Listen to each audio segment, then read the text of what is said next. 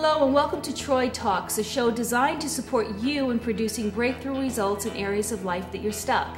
I'm Troy, and today's topic of transformation is cheating. Our request for support comes from Robert in Chicago. Robert writes, "Dear Troy, I just learned that my wife of 4 years has been having an affair with her boss. I am devastated and don't know what to do. She's expressed a great deal of remorse and regret and has promised me that she won't cheat again, but I don't know if I can ever trust her or believe her again. My wife's job requires a lot of traveling, and unfortunately her boss often travels with her. My friends think I should leave her, but I want to believe that this was just a one-time fling. Should I leave her? Should I trust her?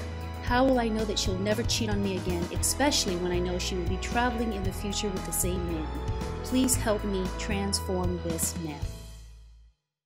Robert, I'd like to thank you for writing in, and my question to you, my friend, is how are you cheating on yourself? I ask you this because if you're seeing it, somewhere you're being it.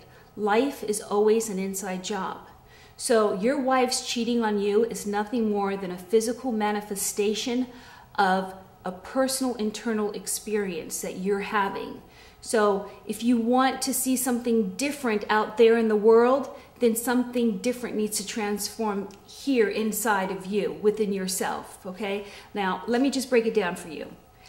Physics, basic physics proves that no two things can exist in the same space at the same time. I'll give you an example. Hot is one thing, cold is another thing. Hot and cold cannot exist in the same space at the same time. Loyalty and infidelity cannot be in the same space at the same time. So if you're seeing cheating in your life, it's because somewhere in your life you're being a cheater. Now, I know that sounds really harsh, and given what you're up against, it's probably not what you want to hear, and it probably hits you right between the brows, but I want to keep it real with you, because I could give you the sort of advice that would have you make your wife quit her job, or would have you just run around trying to alter all sorts of circumstances that you truly, at the end of the day, have no control of, including removing all the temptation from your wife's path. That would do two things. One, it would make you physically exhausted and emotionally, and in the long term, it's not going to produce the results you're committed to producing, okay? So what there really is to do here, Robert, is to look inside yourself. Look and see, okay, where have you been cheating on yourself? Because the bottom line is, we teach people how to treat us. We teach people how to treat us. So along the line, somewhere along the journey with your wife, by way of example, you taught her that it was okay for her to cheat on you. Now, once she witnessed this, maybe she lost respect for you, maybe she lost respect for your relationship, or maybe she just decided that you weren't the guy that she thought you were after all.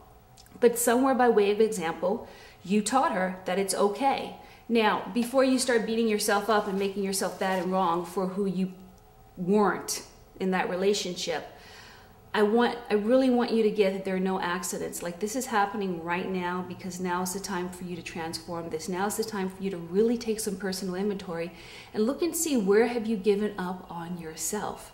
Maybe, you're not fulfilling the career of your dreams. Maybe you're not managing your health and well-being the way you're supposed to. Or maybe there's some promise that you made with yourself a long time ago that you're just not fulfilling on.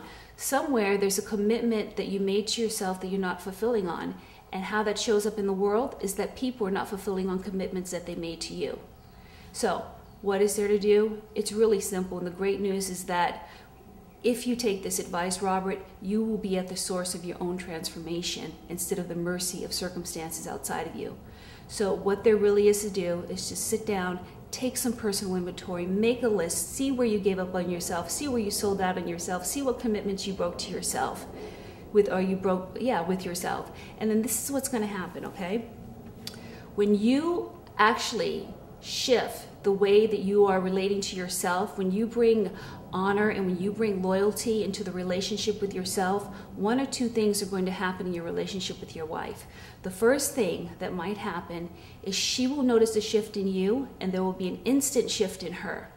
and she will start treating you with the same level of loyalty and honor that you're now treating yourself, okay? So that's one thing that's possible. The second thing that's possible is that once you start bringing that kind of loyalty and honor to yourself, your wife may just not be a match for that. She just may not be available to treat you the way that you're now treating yourself. And as a result, through grace and in perfect ways, she will disappear. She will completely disappear from your life because she won't be a match for who you now are. And remember, no two things can exist in the same space at the same time. I'll give you another example. If you're vibrating at a frequency of honor and loyalty, you're going to be a magnet for honor and loyalty. If you're vibrating at a frequency of infidelity and cheating, you're going to be a magnet for infidelity and cheating. Okay? So I also want to leave you with one more thing. When you are really managing yourself with honor and loyalty, and when you really stop cheating on yourself, you will never question whether or not you should be with someone who might cheat on you. You will never question whether or not you should be with someone who might cheat on you. If you really think about it, that's a form of cheating on yourself, that you would even consider being with someone who might cheat on you. So when you really give up cheating on yourself, you won't consider being with someone who might cheat on you. Okay, remember, life is an inside job, and for better or worse, if you're seeing it, somewhere you're being it.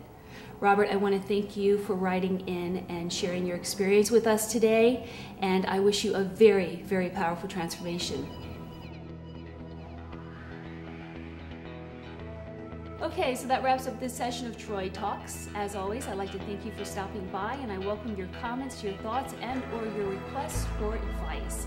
I'll see you next week, and I wish you a magical day.